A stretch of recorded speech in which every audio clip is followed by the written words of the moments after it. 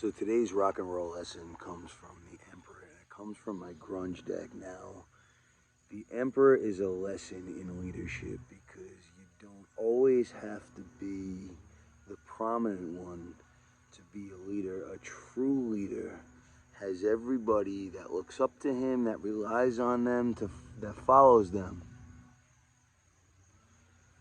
have the ability to go out into the world and handle things on their own. That is a true leader. It doesn't always mean sitting at the head of the table, but those who follow you to have the means to sit at the head of their table. Now, this is clearly Chris Cornell, who during the grunge era was the earliest, most successful artist.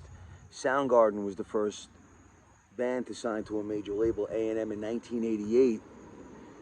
There were other bands like Pearl Jam and Nirvana who wound up gaining more commercial success. But throughout that entire Seattle community, everybody still looked up to Chris. Cornell was considered to be like the grunge god, and not that Soundgarden didn't have a phenomenal career, they did.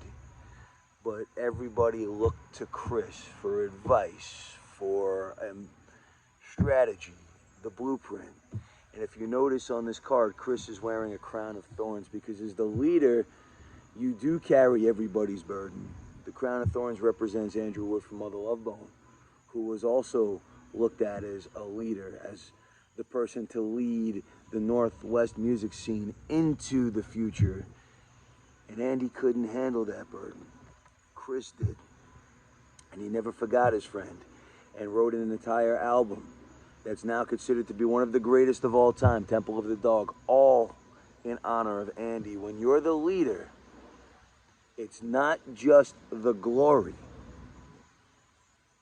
You have to be willing to handle the pain, the problems, and the dark side of everybody who looks up to you.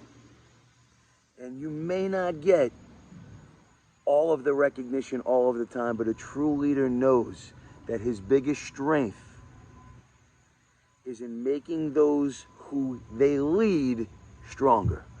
Rock and roll, that's the Emperor. Say hello to heaven.